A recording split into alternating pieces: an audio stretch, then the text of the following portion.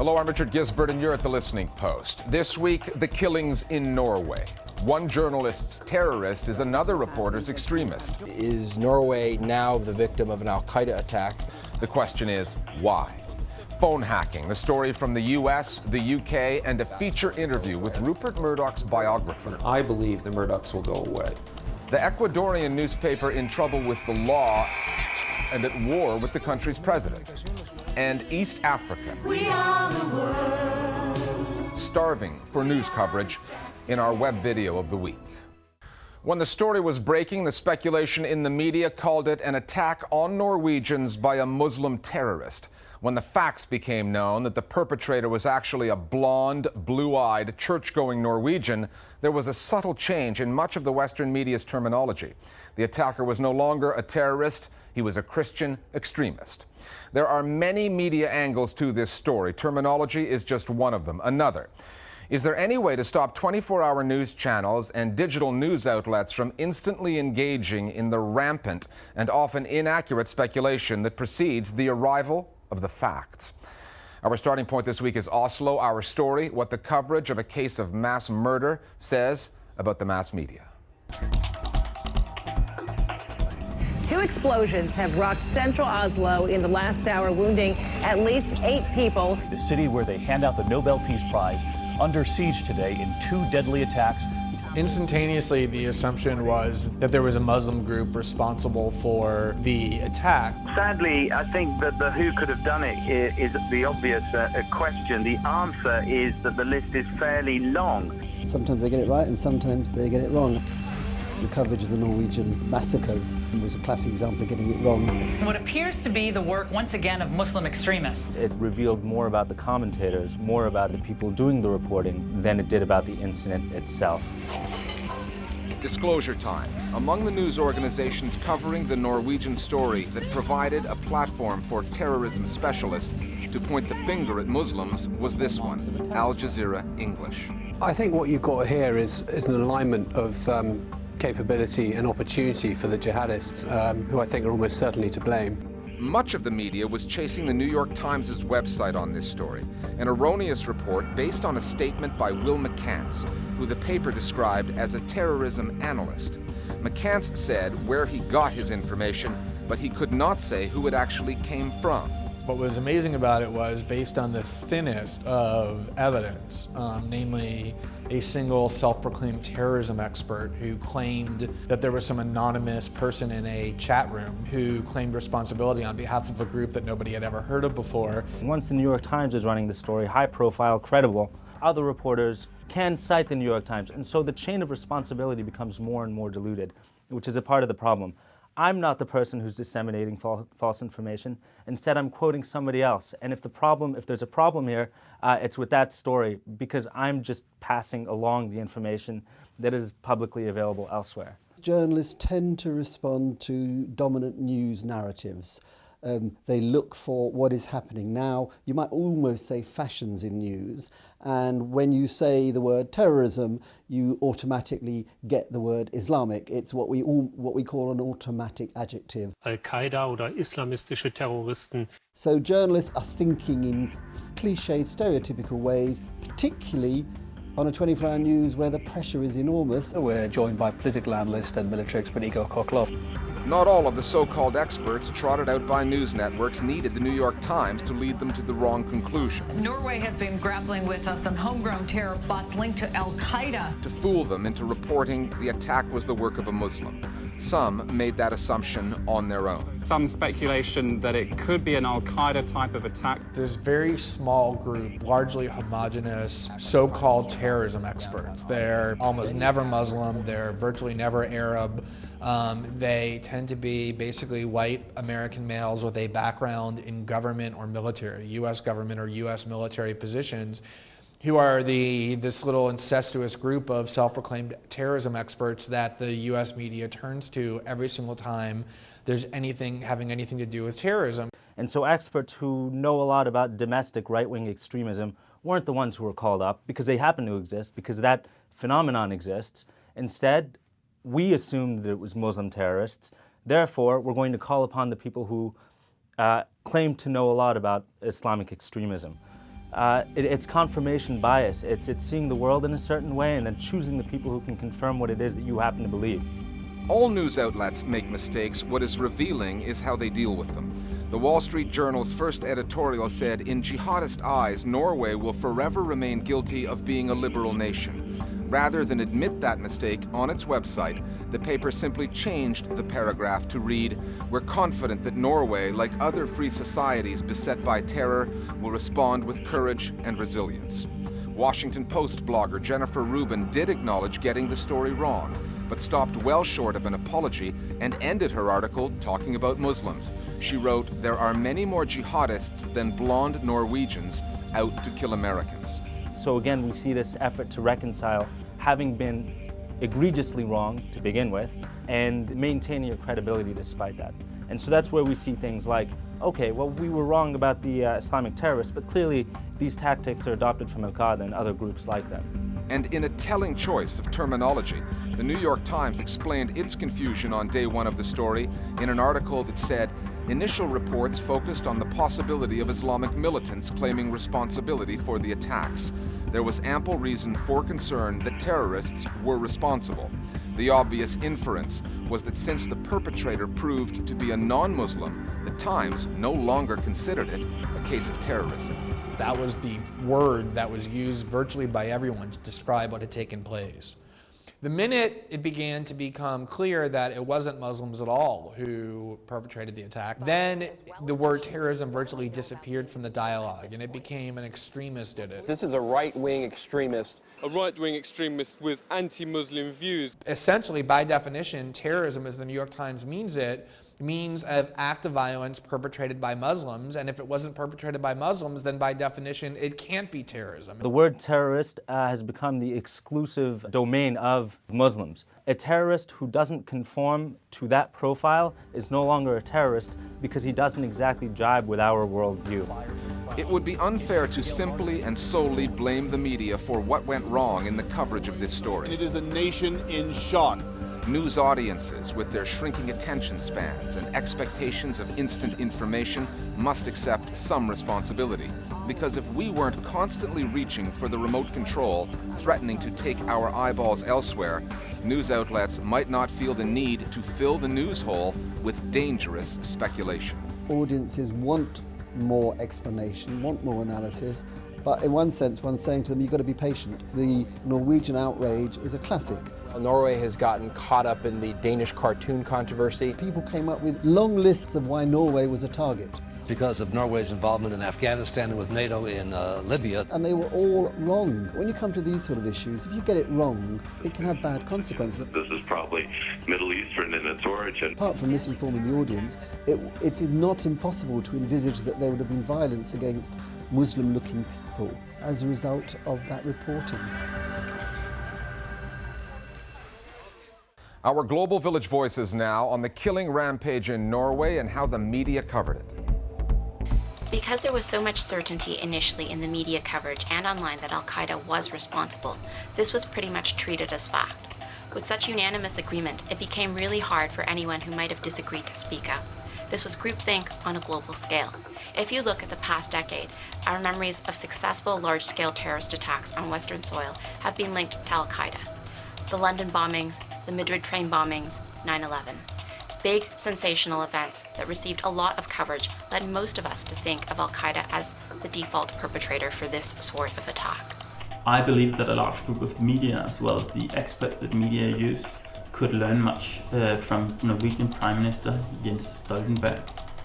All through the terrorist attacks on Friday, he chose not to jump to conclusions, but instead he focused on what's really important, namely A, the people, the victims and their families, and B, the issues, which is the liberal democratic society and our reactions on terror.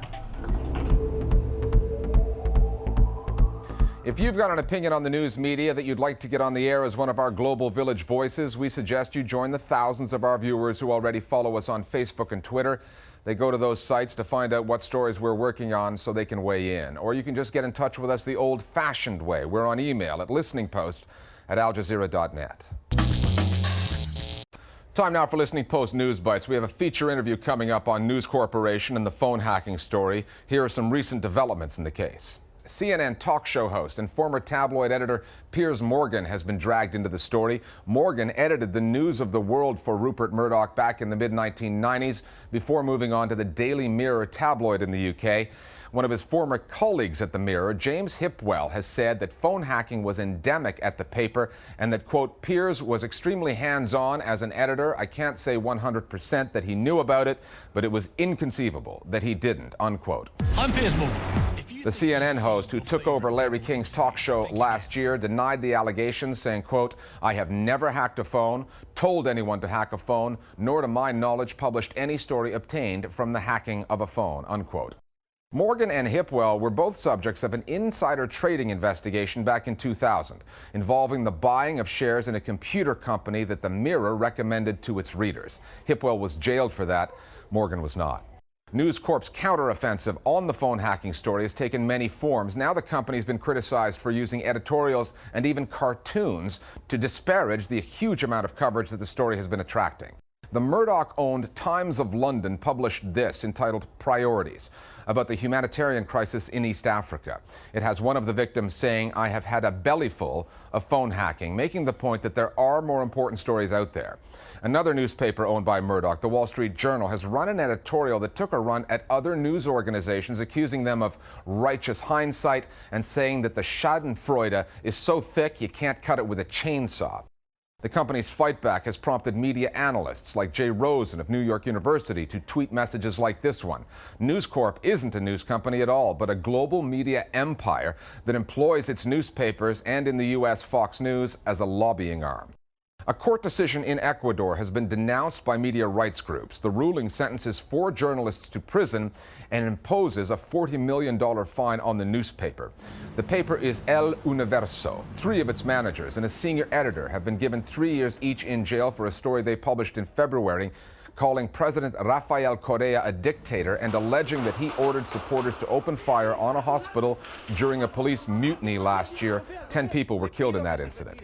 Correa, who denied issuing that order, has welcomed the ruling, saying the media's reign of terror in Ecuador is now over. But the Paris-based media watchdog group, Reporters Without Borders, calls this a case of judicial persecution aimed at silencing the country's media. El Universo protested the ruling by running a near-blank front page. It says it will appeal the judgment. There's an interesting story unfolding on the American airwaves about a news network, one of its anchors, and allegations of political censorship. You might recognize Cenk Uygur from his appearances here on the Listening Post. He runs an online radio and TV channel out of Los Angeles called The Young Turks. He was hired by the news network MSNBC late last year as a substitute host. That's our lead story tonight. I am out at MSNBC. He recently left the network over differences with MSNBC president Phil Griffin.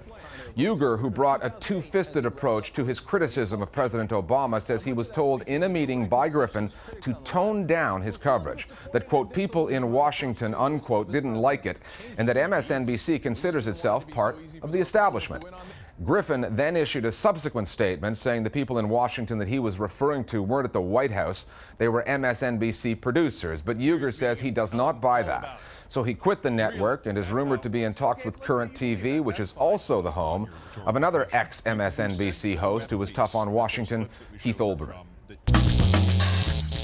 The phone hacking scandal that has staggered Rupert Murdoch's News Corporation continues to unfold, with legal investigations underway in both Britain and the United States.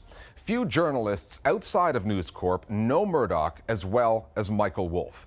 In 2008, Wolff wrote the only authorized biography of the Australian-born media tycoon. He says he did more than 60 hours of interviews with Murdoch and got an up-close look at his hands-on management style, which is relevant because of the who knew what and when did they know it aspect of the investigation.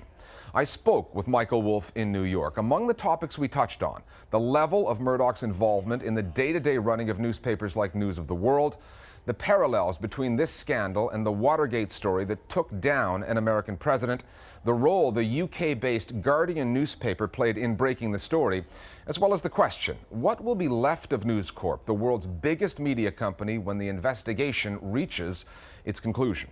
Michael Wolff, thanks for joining us here in the Listening Post. As you watch the News Corp, and you know this organization well, handle the story, or try to handle it from the media side, which is ironic watching a news organization deal with news about itself, do you see this as, oh, they could have handled it better from a PR point of view, or was it simply a case of once the nature, level, and scale of the hacking was made public, there was no saving it, even with the best PR advice in the world?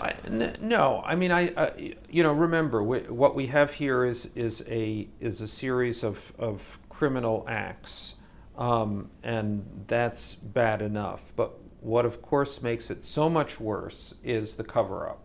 So if they had come clean at an early point, said, yes, this happened even at this scale, and we didn't know, and this is really bad, and we're going to do something about it.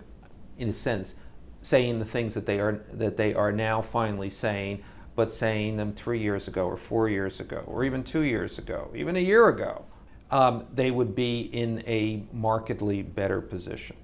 Knowing Murdoch the way you do, and knowing this organization and its culture the way you do, would this have been a top-down directive, this is how we handle it, or is this the kind of guy who delegates and takes advice on matters as sensitive as this? Well, he doesn't delegate and take advice. He is involved a CEO in the things that he is interested in as anyone. The things he's not interested in, he's not involved in. But he is involved in his newspapers. These are the things closest to his heart. Having said that, the nature of this is that his son is in charge too, so he does delegate to his son. Although I would revise that and say he delegates to his son, but his son is always talking to his father.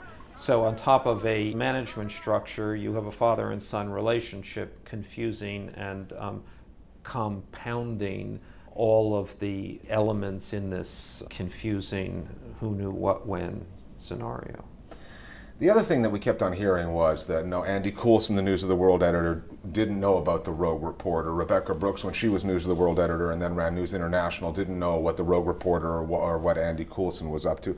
I've heard stories from News International people that the editor had to be there on a Thursday to get the phone call from Mr. Murdoch every Thursday. And he had to be prepared on that day to sign off any expense or to justify any expense over £1,000. That there was that level of detail. I have sat with Rupert Murdoch on any number of occasions when he has been on the phone with his editors in London, grilling them, going over details, asking the most granular sort of questions. So there is little question in my mind that Rupert Murdoch was as up to the minute in what was going on in his newsrooms as any proprietor has ever been. What do you think of the Guardian's reporting of this story? Well, it's extraordinary. I mean, the Guardian is the Washington Post of this Watergate. Alan Rushbridger is the Ben Bradley. They did what newspapers occasionally do, in which we expect them and we think that they're always doing, but they really do it once a generation. And this is a once a generation kind of story. And I might go so far, I might make the parallel more specific. You know, Watergate was beyond the crimes. It was about crimes being committed by Richard Nixon, a man everyone, or many, who had many enemies, a man who had endeared himself to no one, and a man who people just felt this was their opportunity to take down this man. And so in the UK, what you have is Rupert Murdoch as Richard Nixon. The opportunity has arrived to take down this man who has endeared himself to no one, quite the opposite, and but who has been impregnable and suddenly is vulnerable. Certain people in the UK say, yeah, he's made a lot of enemies. Perhaps he wasn't good for British democracy, but in a lot of ways he was good for British journalism. I kind of took some of them up on that argument, but I'm wondering how you feel about that. Well, I think that that's not exactly what they say. They say he's good for the British newspaper business. And in fact, Murdoch always makes that distinction. He's a newspaper man. He's in the newspaper business. Journalism is just part of what newspapers do. Newspapers do a lot of other things. And he has been good for the newspaper business. He gave the newspaper business in the UK another generation of life. It would have died in the 80s. Instead, he broke the unions and, in fact, created a circumstance in which newspapers could have another 20 years of growth and profitability. News Corp is the world's biggest media corporation. What do you think it's going to look like when this is all said and done? I can answer that quite specifically. I think it will look relatively the same from a media company point of view, except that it will no longer be a news gathering company. It will be wholly an entertainment-oriented enterprise. They will sell all of the newspapers. They will effectively get out of the news business. And even Fox News in the U.S.? You know, that's the only one that I don't quite know. And I suspect what they will do there is, because it's so incredibly profitable, they will try to preserve that cash flow, but at the same time get rid of the irritant. And therefore, this hugely influential figure within political realms, certainly in the UK, we know in Australia, also in the United States, that's going to go away? That's going to go. The Murdochs I believe the Murdochs will go away. That they will not have a management position in this company. Will we ever see the likes of him again, or will governments ever allow someone to grow this influential without being elected? Someone from the media side of things. Of course. I mean, this has always happened, and governments don't allow it. It creates itself, and then by the time it creates itself, it's too late to regulate because you have too much power. How this will happen in a new, unexpected way. A digital way, perhaps, perhaps a figure from some other high growth area of the world, India, South America. But sure, we have always seen people in this role. Now, I think Rupert has been exceptional, and it will be a long time until someone rivals what he has done. But there will be a lot of people who try. Finally, earlier on the program, we touched on the notion that the humanitarian tragedy in East Africa has not attracted as much attention as it deserves from either world leaders or the global media. With an estimated 10 million lives said to be at risk, it's hard not to notice the lack of coverage now compared to what the world saw back in 1993 in Somalia. That provoked a global media response and a massive shipment of aid. Mark Fiore, a San Francisco-based animator, has confronted the issue in his latest online offering with updated lyrics for We Are the World, the song that was written in aid of Africa in 1985 by Lionel Richie and the late Michael Jackson. We'll see you next time at The Listening Post. There comes a time when starvation makes a call, when the world ignores together as one.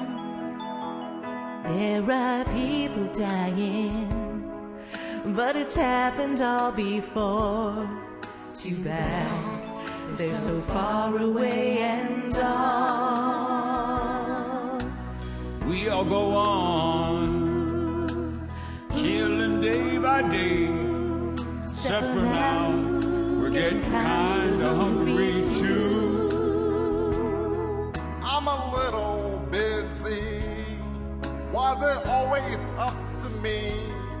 How about some drones? They do everything for me. We are the world. We are distracted. We are the ones with corn in our tanks. You say there's millions. Plus there's terrorists there. We can never be too sure. We're better at secret jails than food for free. We are the world. We are distracted. We are the ones with corn in our tanks. You say there's millions.